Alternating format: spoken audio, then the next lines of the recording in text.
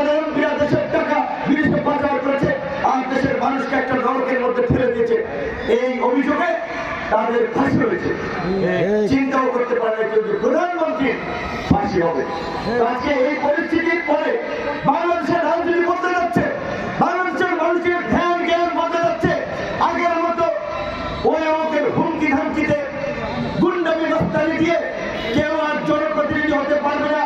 কেন্দ্র দখল করে জনগণের ভোট ছাড়া ইউনিয়ন পরিষদের চেয়ারম্যান, উপজেলা চেয়ারম্যান, এমপি টেমপি হতে পারবে না। আগামীতে বাংলাদেশের একটি ঐতিহাসিক নির্বাচন হতে যাচ্ছে। এই এলাকা থেকে নির্বাচিত হতে পারে অন্তত আগামী সংসদের যদি 10 জন এমপিও মানুষের মাঝে পরিস্থিতি থাকে, প্রভাবশালী থাকে, তার মধ্যে আমাদের নাম প্রিয় থাকবে। আমরা এমপি না হয়ে অলরেডি আমাদের সক্ষমতায় যতটুকু পেয়েছে এই গত 1-1.5 বছরে এই এলাকার অবকাঠামোগত উন্নয়ন থেকে শুরু করে মানুষের বিপদ আপদে সাহায্য সহযোগিতা করেছি।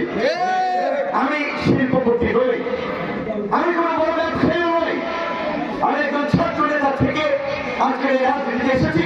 বাংলাদেশের ইতিহাসে এত অল্প সময়ের রাজনীতিতে আমাদের মতো বয়সের তরুণদের অবস্থান সংসদ নির্বাচনে এইটা প্রত্যাশা করা যায় নাই, কিন্তু আমরা সেই অসম্ভবকে সম্ভব করেছি। এই ছাত্র যুবক তরুণদের মধ্যে রাজনীতির একটা জোয়ার তৈরি হয়েছে। কি সেই জোয়ার? তারা আগামী বাংলাদেশ নির্মাণের অংশীদার হতে চায়। তারা আগামীতে সংসদে গিয়ে দেশের উন্নয়ন অগ্রগতি ভবিষ্যৎ নির্মাণের জন্য কাজ করতে চায়। মানুষের ভাগ্যের উন্নয়নের জন্য এই পিছিয়ে পড়া অঞ্চলের উন্নয়নকে ত্বরান্বিত করে মানুষের জীবনযাত্রার মান উন্নত করার জন্য আমাদের আজকে জাতীয় পর্যায়ে অবস্থান এবং পরিচিতি, দেশব্যাপী বিশ্বব্যাপী আমাদেরকে পরিচিতি এবং নেটওয়ার্ক, সেটাকে কাজে লাগিয়ে এই জলাঞ্চলের মানুষের জন্য কিছু করতে চাই।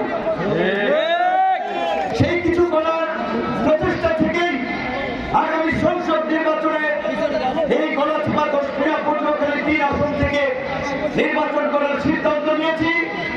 আপনাদেরকে জানিয়েছি আপনাদের সহযোগিতা চাই, আপনাদের সমর্থন চাই, আপনাদের